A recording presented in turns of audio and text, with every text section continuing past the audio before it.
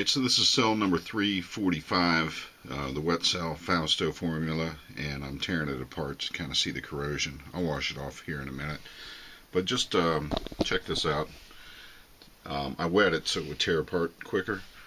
And just barely touching, it's got about half a volt. I don't know if you can see that. But watch, I'll just barely touch it on here. Alright, got nothing. I'll touch it on there. So it's, it's dead. We'll check the corrosion here in a minute. So the copper doesn't have any corrosion on it, and the magnesium, I washed it off a little bit. It's got some crystal growth on there, but I can't really see any corrosion. So I'm going to reassemble this, and I'm going to put some alum around the copper here. Alum doesn't affect the copper as much as the magnesium, and I'll wrap both in coffee filter. Okay, so I wrapped the anode in the copper in coffee filter and sprinkled about a pinch of alum on there. It's not wet, but I'll pack this in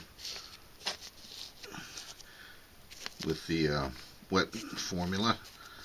I'll do a little bit better later, but the idea is that I put it in place of where the magnesium is. So if any did deteriorate, it'll have some of that magnesium over there, and I'll move on to the magnesium strip. So I've got the copper buried, and I'm burying the magnesium now. I had to dig it out with the knife over here. So with the alum in there, it's now officially a water fuel cell, and we're at 1.4 volts and 1.47 volts, and we'll see the milliamps, not much. Yeah, I'm not sure if this is going to do much. Let's spray it a little bit. It's soaking. Yep, it's a fuel cell now. So I connected it to this Joule Thief. This is my low power Joule Thief, and it's it works. And under load it's 790 some millivolts. It's really weak. And the milliamp draw is a little over a millivolt. So we'll see how long that lasts. Probably not long. So it's been a few minutes, and light is still okay. Draw is 0.6. Ooh, that's interesting. 0.7 milliamps. That's the draw to power this light.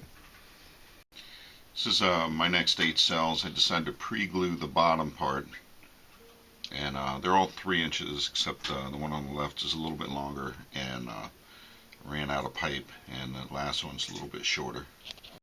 After a few more minutes, it was dying off pretty quickly. It got down to about a half a milliamp, and I sprinkled some Epsom salt on there to see if I could get some more power out of it. See if it helps. So 7 pinches of Epsom salt later, and a few minutes later, it's still dropping below half a millivolt. Alright, we're about a minute later, and it's it still lights the light, but it's not much power, and I'm tired of fucking around. I'm going to throw some heat on here and see what happens.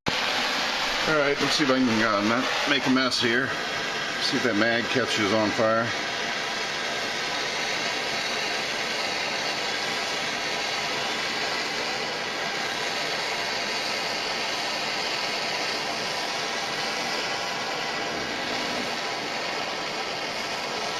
Alright, you think that's hot yet? Yeah, we'll see what happens. I'm going to dry cell, right?